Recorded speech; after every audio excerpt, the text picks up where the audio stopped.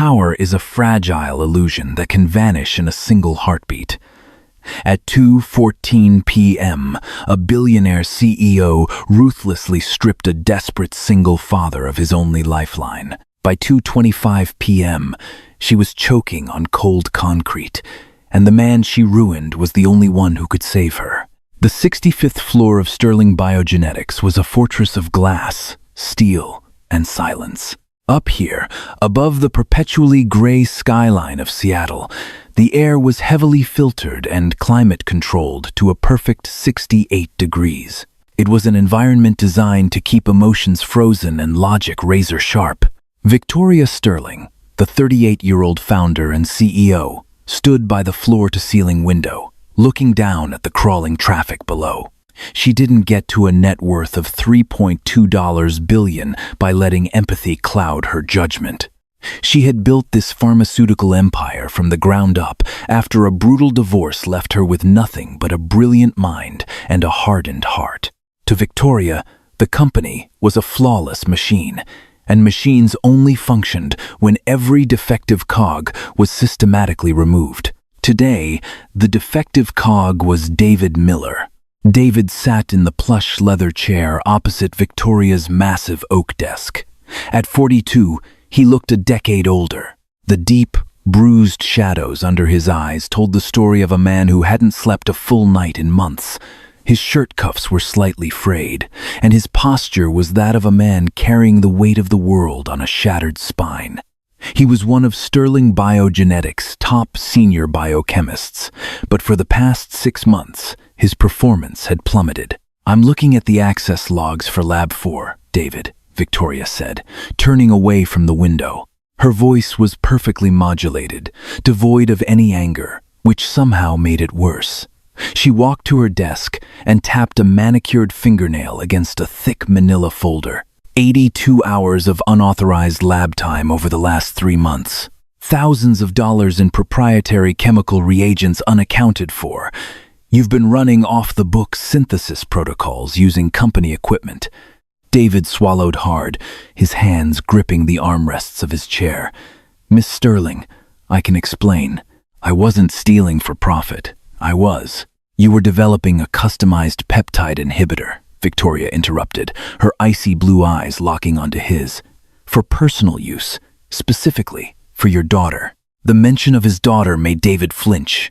7-year-old Chloe had been diagnosed with a highly aggressive form of idiopathic pulmonary fibrosis a year ago, shortly after David's wife had passed away in a tragic car accident. The medical bills had already devoured his savings, his $401k, and the equity in his home. But worse than the financial ruin was the ticking clock. Standard treatments were failing. Chloe's lungs were scarring over, turning to stone. The trial drug this company shelved 2 years ago, SB74. It showed promise for pediatric fibrosis, David pleaded, leaning forward, abandoning all professional pretense. But the board killed it because the pediatric market wasn't profitable enough. "I've been tweaking the molecular structure. I'm close, Victoria. I am days away from a stable compound that could save her life. If you just give me..." "This is a publicly traded company, Mr. Miller, not a charity, and certainly not your personal sandbox," Victoria said, her tone absolute. "You violated strict FDA compliance protocols. You utilized company resources without board approval. If the regulators caught wind of an unsanctioned, unrecorded clinical trial happening in my sub-basement, they would shut down our entire operation. You have compromised the livelihood of 4,000 employees to save one child." "She's my only child," David's voice broke, echoing off the glass walls. "Please, I'll work for free. Demote me to janitor, I don't care. Just let me use the centrifuge at night. Let me keep my company health insurance. If I lose that insurance today, she gets kicked out of the palliative care unit by Friday. She will die, Miss Sterling." Victoria didn't blink. She had heard variations of this plea before. In the world of big pharma, everyone had a sob story. Everyone had a dying relative. If she caved to one, the precedent would destroy the foundation of her empire. Her COO, Richard Grayson, a corporate shark who had been actively trying to orchestrate a vote of no confidence against her, was already scrutinizing her every move. Showing leniency here would be the blood in the water Richard needed. "The termination is effective immediately," Victoria said, sliding a severance agreement across the desk. "Human Resources has already boxed up your personal effects. You are barred from the premises. Because you violated your employment contract through theft of resources, your health benefits are terminated as of midnight tonight." David stared at the piece of paper as if it were a loaded gun. The blood drained from his face, leaving him a sickening shade of gray. He looked up at Victoria, searching her face for even a flicker of humanity, a shred of the woman who had once celebrated his team's breakthroughs in the break room. He found nothing but a pristine, impenetrable mask. "You're killing her," David whispered, the fight completely draining out of him. "You are signing my little girl's death warrant for a line item on a spreadsheet." "I am protecting my company," Victoria replied coldly. "Security is waiting outside to escort you to the parking garage. Goodbye, Mr. Miller." David didn't sign the paper. He simply stood up, his legs trembling slightly, and walked out of the office. He didn't look back. Victoria let out a slow, controlled breath once the door clicked shut. A fleeting pang of guilt brushed against her conscience, but she ruthlessly shoved it down. She had a board meeting in 20 minutes, a meeting where she had to defend her quarterly projections against Richard Grayson's aggressive restructuring proposals. She reached for the iced coffee, sitting on her desk, a special reserve blend Richard's assistant had brought her earlier as a peace offering before the meeting. She took a long sip, grabbed her tablet, and headed for the private executive elevator. The descent to the underground parking garage felt like a funeral procession to David. The security guard, a burly man named Thomas, who usually joked with David about baseball, walked beside him in uncomfortable silence. When they reached the P4 sub-basement, a dimly lit, cavernous concrete bunker reserved for senior staff and executives, Thomas handed David a small cardboard box containing a framed photo of Chloe, a few worn notebooks, and a custom-made auto-injector kit David had designed for his lab work. "Sorry, Dave," Thomas muttered, looking at his boots. "Company policy." "It's fine, Tom. It's not your fault," David said, his voice hollow. He took the box. The weight of it felt absurdly light compared to the crushing reality of his situation. He had 12 hours to figure out how to keep his daughter alive. David walked toward his beat-up 2012 Honda Civic, parked in the far corner of the VIP lot. The silence of the garage was oppressive, broken only by the hum of the massive ventilation fans. He popped the trunk and stared blankly at the stained carpet inside. A profound, suffocating despair washed over him. He gripped the edges of the trunk, bowing his head as a single, violent sob tore from his throat. He had failed. He had risked everything to play God in the lab, and now Chloe was going to pay the ultimate price. Across the garage, the polished steel doors of the private executive elevator slid silently open. Victoria stepped out, her heels clicking sharply against the painted concrete. Her sleek black town car was usually idling in the VIP bay, but today the space was empty. She frowned, pulling out her phone to text her driver. As she typed, a sudden, violent tremor ran through her hands. She dropped the phone. It shattered on the ground. Victoria blinked, trying to clear her vision, but the edges of the garage were darkening, tunneling inward. A wave of intense, blinding heat flashed across her skin, followed instantly by a terrifying tightness in her chest. She took a breath, but it felt like inhaling through a cocktail straw. What is happening? Panic, sharp and primal, pierced through her analytical mind. She stumbled forward, her legs turning to lead. Her heart was suddenly hammering a frantic, erratic rhythm against her ribs, 200 beats a minute, skipping, fluttering, failing. She recognized these symptoms. She had read the clinical trial data on hundreds of synthetic compounds. This wasn't a heart attack. This was rapid onset anaphylactic shock combined with a neurotoxic cascade. The coffee. The The realization hit her with the force of a freight train. Richard's peace offering. Richard, who had ties to their experimental bioweapons defense contract. Richard, who needed her out of the way before the 3 p.m. board vote. She opened her mouth to scream for help, but her throat had swollen completely shut. Only a pathetic, wheezing gasp escaped. Her knees buckled, and the billionaire CEO of Sterling Biogenetics collapsed hard onto the oil-stained concrete, her designer suit scraping against the abrasive floor. She writhed, clutching at her throat, her manicured nails digging into her own skin, drawing blood. The world was spinning, fading into a terrifying, oxygen-starved gray. She was dying, right here, in the dark, surrounded by millions of dollars of luxury cars. She was suffocating to death, and no amount of money in her offshore accounts could buy her a single breath of air. By his Honda, David froze. The sound of the heavy fall and the horrific, wet wheezing echoed across the empty garage.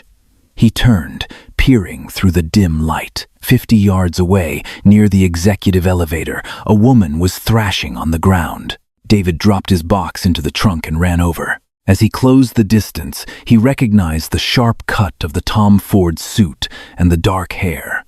It was Victoria Sterling. He slid to his knees beside her. Her face was flushed a dark, terrifying purple. Her lips were turning blue. Her eyes were rolled back, wide with an absolute, primal terror. "Miss Sterling?" David shouted, grabbing her shoulders. Her skin was burning hot to the touch. He quickly checked her pulse. It was a chaotic, thready blur. He looked at her pupils. They were pinned to tiny, microscopic dots. David's mind, trained by decades of crisis management in the laboratory, instantly bypassed his shock and anger. He analyzed the data in front of him. Pinned pupils, sudden airway constriction, hyperthermia, cardiac arrhythmia. "This is an acetylcholine overdose," David muttered out loud, his eyes widening. "Someone poisoned you with a synthetic organophosphate." It was a compound they had been studying in Lab 2 for a government contract. Without immediate intervention, her nervous system would permanently shut down in less than 3 minutes. Victoria looked up at him. Through the dimming, fragmented shards of her vision, she saw the face of the man she had destroyed less than 10 minutes ago. She saw the fraying cuffs of his shirt. She saw the utter ruin she had inflicted upon him. She couldn't speak, but her panicked eyes screamed a silent, desperate plea. "Help me!" David knelt there on the concrete, the silence of the garage rushing back in between her sickening wheezes. The universe had just handed him a terrifying, absolute power. The woman who had condemned his 7-year-old daughter to death was dying at his feet. If he simply stood up, walked to his car, and drove away, Chloe's executioner would be gone. The board would take over, the policies would shatter, and maybe, just maybe, in the chaos, he could slip back in or find a way to save his child. All he had to do was nothing. Victoria's thrashing weakened. Her hands fell away from her throat. She was losing the battle. She stared up at David, a tear slipping from the corner of her eye, resigned to the dark, poetic justice of her end. David clenched his jaw. A war raged inside him, pitting a father's vengeful grief against a healer's inherent oath. He looked at Victoria, then looked back at his car, where the cardboard box sat in the trunk. Inside that box was his personal emergency lab kit, including a highly experimental, unapproved high-dose atropine and oxime auto-injector he had synthesized himself to combat accidental lab exposure. "Damn it," David hissed, his humanity winning the war. He sprinted back to the Honda, his shoes slipping on the slick concrete. He tore into the cardboard box, throwing his daughter's framed photo onto the passenger seat, digging frantically until his fingers wrapped around the heavy, metallic cylinder of the auto-injector. He ran back to Victoria. She was still now. Her chest had stopped moving. "Don't you dare die on me," David growled. He ripped open the jacket of her suit, uncapped the injector, and drove the thick needle straight into the heavy muscle of her thigh. He pressed the release valve. The pressurized hiss echoed loudly in the cavernous garage, violently forcing the experimental counteragent into her bloodstream. For 10 agonizing seconds, the underground parking garage was a tomb. David Miller remained on his knees, his hands hovering over Victoria Sterling's motionless body. The hiss of the auto-injector had faded, replaced by the relentless, mocking hum of the ventilation fans. He stared at her pale, pristine face, waiting for a sign. Nothing. No rise of the chest. No flutter of the eyelids.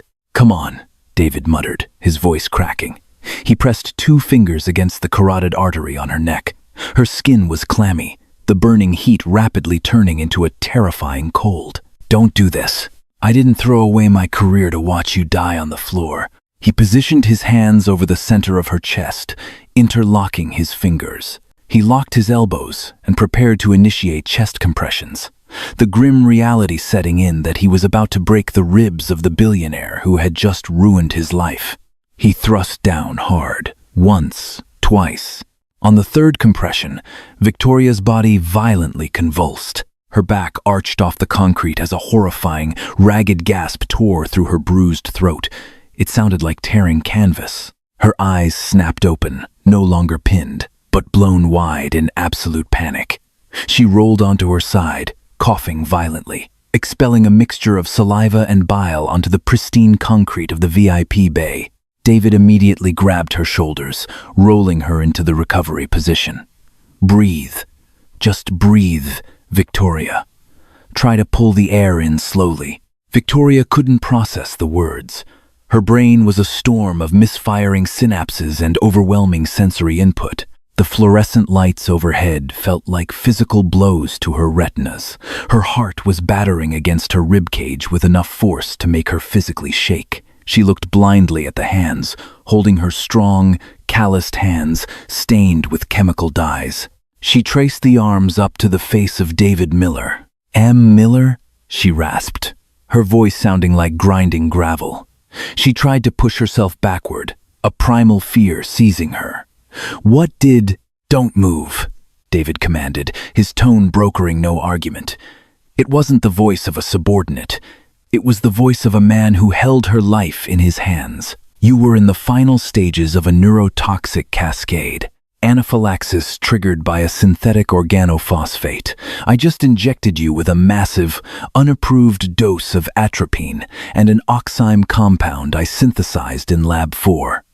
The same lab you fired me for using." Victoria leaned heavily against the tire of David's beat-up Honda, her chest heaving as the atropine forced her airways open. Her mind, arguably her greatest asset, began to slice through the fog of the near-death experience. Organophosphate, neurotoxin, the iced coffee. "Richard," she whispered, the name tasting like poison on her tongue. "Richard Grayson." "Your COO?"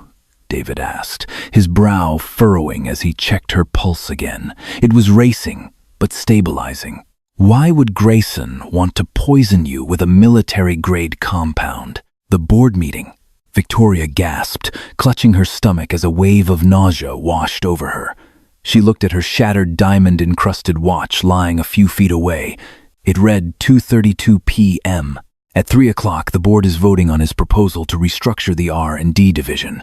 He wants to pivot entirely to the defense contracts and gut the biomedical research. I had the votes to stop him. She closed her eyes, the brutal calculus of corporate warfare becoming terrifyingly clear. If I don't show up to that meeting, he declares a medical emergency. He takes interim control. By tomorrow morning, the evidence is destroyed, and the biomedical division, including your Lab 4, is liquidated. David rocked back on his heels, processing the information. The irony was so thick it was suffocating. The woman who had ruthlessly cut his daughter's lifeline was now begging for her own, a victim of the exact same corporate machine she had built and worshipped. "I need to call an ambulance," David said, reaching into his pocket for his phone. "The atropine is a temporary fix.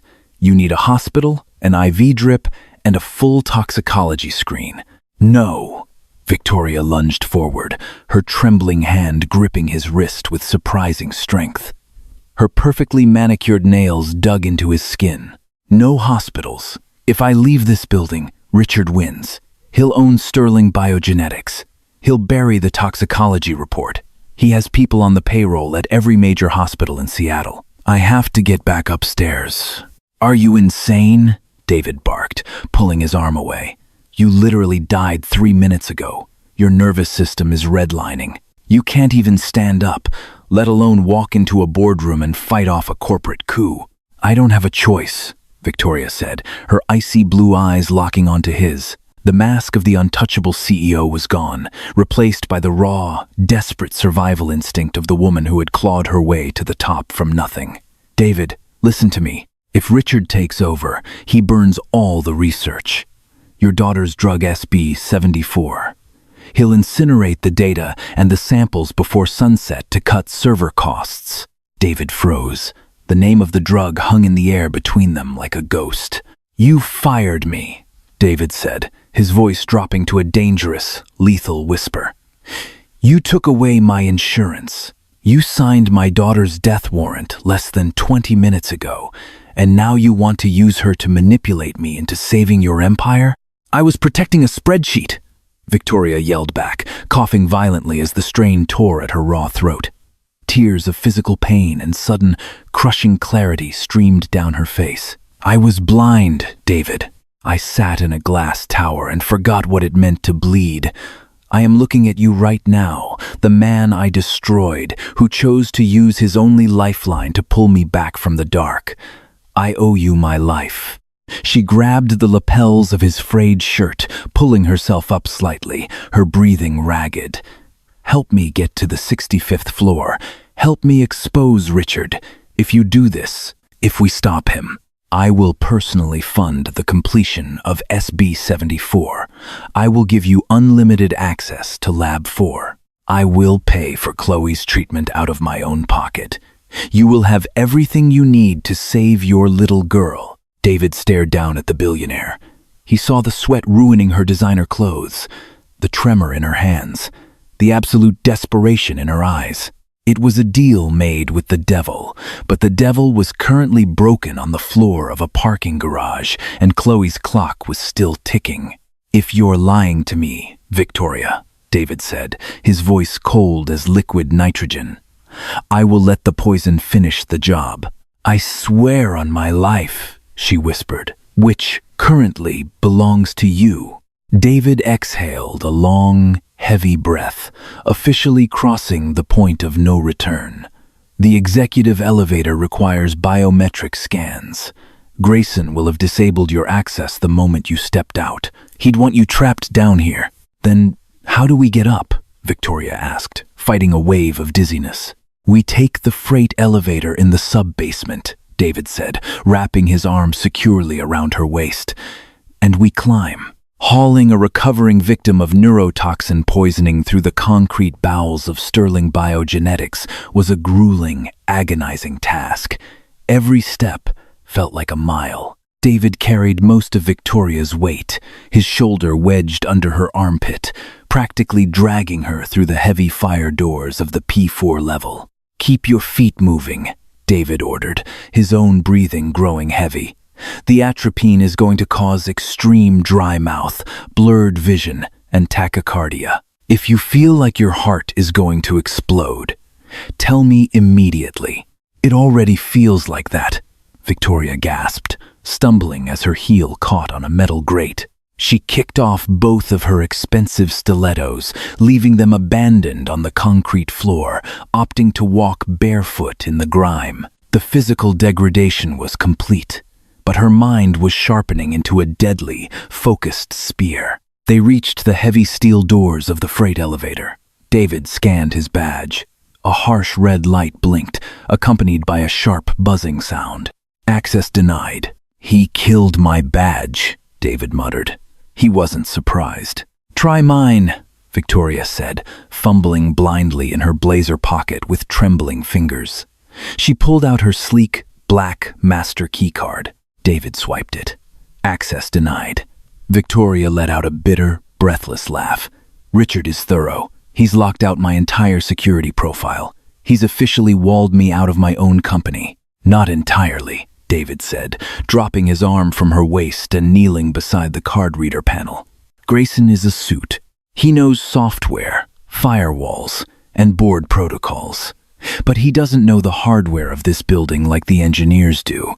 David pulled a small multi-tool from his pocket, a habit from his days fixing broken centrifuges when maintenance took too long. He unscrewed the faceplate of the card reader, exposing a nest of colored wires. During the blackout of 23, the freight elevators trapped the night shift. Engineering installed a manual override bypass behind the primary relays. You just have to know which circuits to jump. He pulled a paperclip from his pocket, unbent it, and carefully bridged two specific terminals on the green circuit board. A loud, heavy clunk echoed through the shaft, followed by the grinding sound of the massive industrial doors sliding open. Victoria stared at him, a newfound respect cutting through her physical agony. "You are full of surprises, Mr. Miller. I'm a desperate father, Miss Sterling." "We tend to learn useful tricks," David replied, pulling her into the massive, scuffed interior of the freight elevator. He hit the button for the 64th floor, the maintenance level just below the executive suites. The ride up was suffocatingly tense. The elevator groaned and rattled, a stark contrast to the silent, frictionless executive lifts Victoria was used to. She leaned against the metal wall, her barefoot stance precarious, her chest heaving. She closed her eyes, trying to force her heart rate to slow down. "Why did you do it?" Victoria suddenly asked, her voice barely audible over the mechanical grind of the elevator. David didn't look at her. He watched the digital floor indicator slowly tick upward. "Do what?" "Save me," she clarified, opening her eyes to look at his profile. "I sat in my office and watched you break. I didn't care. I felt nothing. If you had driven away, all your problems with me would have vanished. Why didn't you let me die, David?" David was silent for a long moment. "Floor 30, floor 40. Because I know what it looks like when someone you love stops breathing," David finally said, his voice thick with an old, unhealed grief. "When my wife's car was hit, I was the one who found her. I watched her fade on the asphalt. I couldn't save her.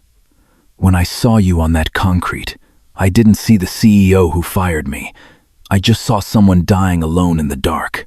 And I decided a long time ago that I would never be the kind of man who walks away from that, not even for revenge." Victoria swallowed hard, the dry burn in her throat, a sharp reminder of his mercy.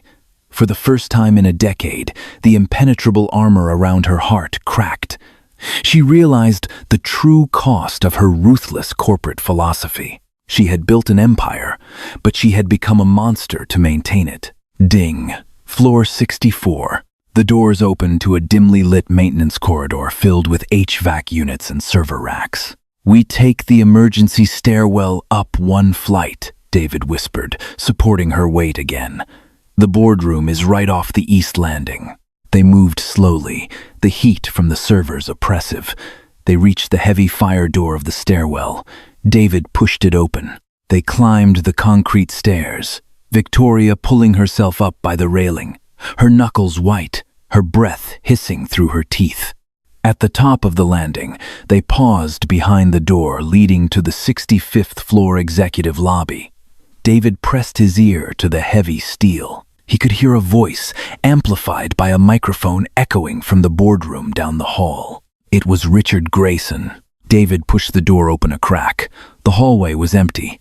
The receptionist was gone. The massive double oak doors of the boardroom were closed, but Grayson's voice boomed clearly through the wood.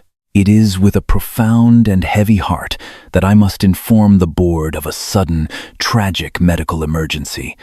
Richard's voice dripped with practiced, somber diplomacy. "Victoria Sterling collapsed less than an hour ago. First responders are on the scene, but the preliminary reports are devastating. Her condition is critical, and she is incapacitated." Victoria gripped David's arm, her nails digging in. A fiery rage temporarily eclipsed the weakness in her limbs. "Therefore," Richard continued, "in accordance with Article 4, Section B of our corporate charter. I am stepping in as interim CEO, effective immediately.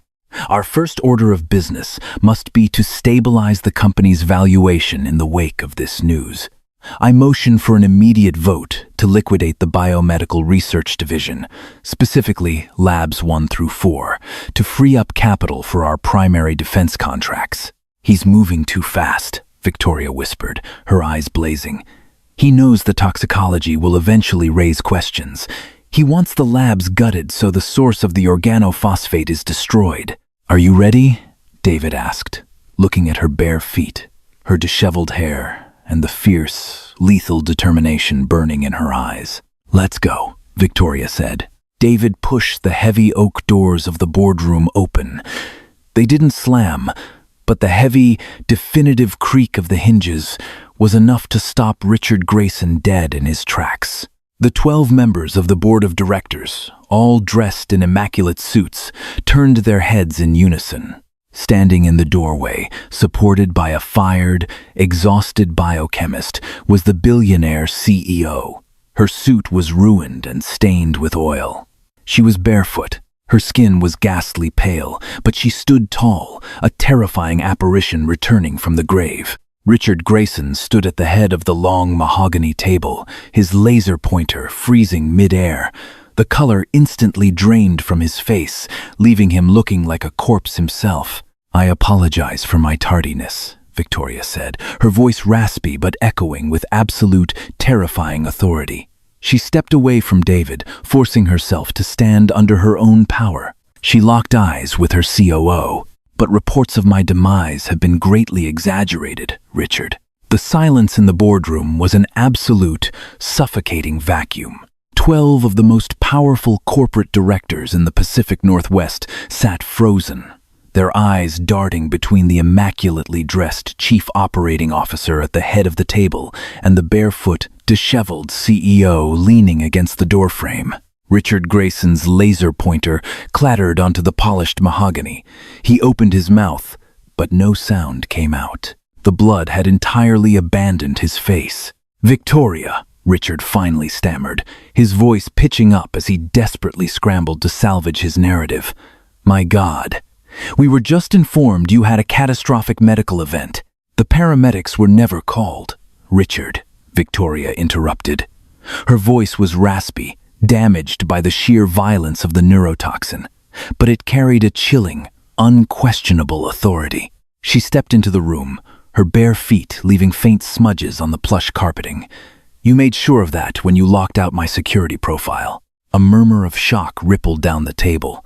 Harold Montgomery, the chairman of the board, stood up. "Victoria, what on earth is going on?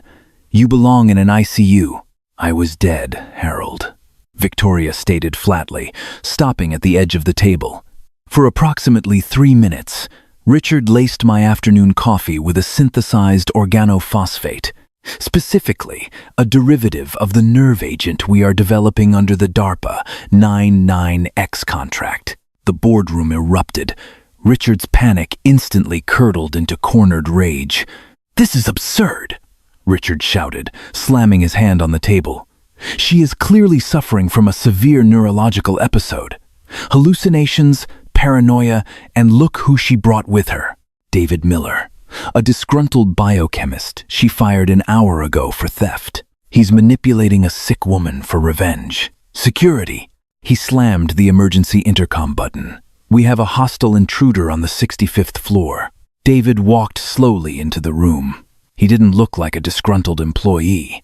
He looked like a man who had stared down the Grim Reaper and won. He bypassed Richard entirely and looked directly at Harold Montgomery. "My name is Dr. David Miller," David said, his voice calm and analytical. "An hour ago, I administered a massive, unapproved dose of atropine and a custom oxymate compound to Miss Sterling, reversing a fatal neurotoxic cascade."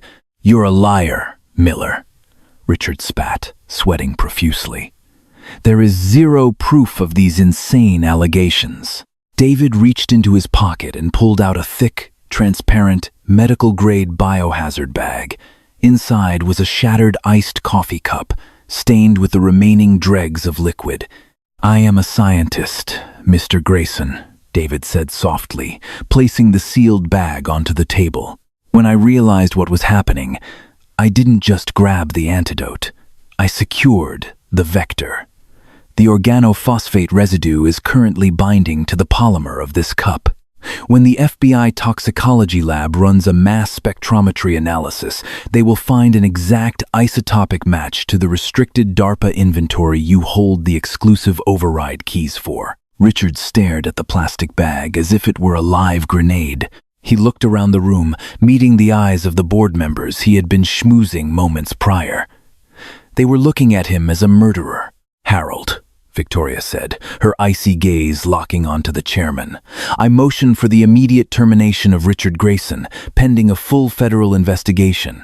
And I motion to permanently table the liquidation of the Biomedical Research Division." "Seconded," Harold said instantly, pulling out his cell phone. "I am calling the FBI.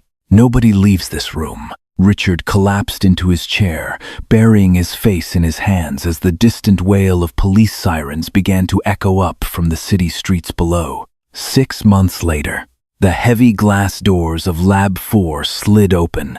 The space was utterly transformed into a bright, bustling, state-of-the-art facility. Above the doors, a sleek new plaque read, "The Chloe Miller Pediatric Fibrosis Initiative." David stood over a mass spectrometer, reviewing the latest synthesis readouts. The dark, bruised bags under his eyes were entirely gone. "I hope I'm not interrupting," a voice called out. Victoria Sterling walked into the lab. The terrifying, cold mask she once wore had been replaced by a genuine, quiet warmth. "Victoria," David smiled, "you're just in time. The Phase 1 results from Seattle Children's Hospital are officially in." Victoria walked over, her eyes bright. "And Chloe's lung scarring hasn't just halted," David said, his voice thick with emotion. "For the first time, her pulmonary function tests show a reversal in tissue damage. She was outside playing on the swings yesterday for 20 minutes without her oxygen tank." Victoria exhaled a long, shaky breath, squeezing David's arm. "That is the best news I've heard all year, Dr. Miller." When the FBI took Richard Grayson away, Victoria had kept every promise she made on that concrete floor. She reinstated David, poured $50 million into reviving the SB-74 project, and arranged for Chloe's treatment. Her brush with death had shattered her worldview, proving that an empire of glass and steel meant nothing if built on human suffering. "Thank you, Victoria," David said softly. "You saved her." Victoria shook her head, remembering the terrifying cold of the concrete and the frayed cuffs of the man who had knelt beside her. "No, David," she replied with unshakable gratitude. "We saved each other. In the end, true power isn't measured by the wealth we hoard, but by the mercy we extend when we hold another's fate in our hands." A ruthless firing transformed into a life-saving rescue, unraveling a corporate conspiracy and bridging the gap between two entirely different worlds. Sometimes, the universe breaks us down simply to show us who is truly essential, proving that compassion is the ultimate currency.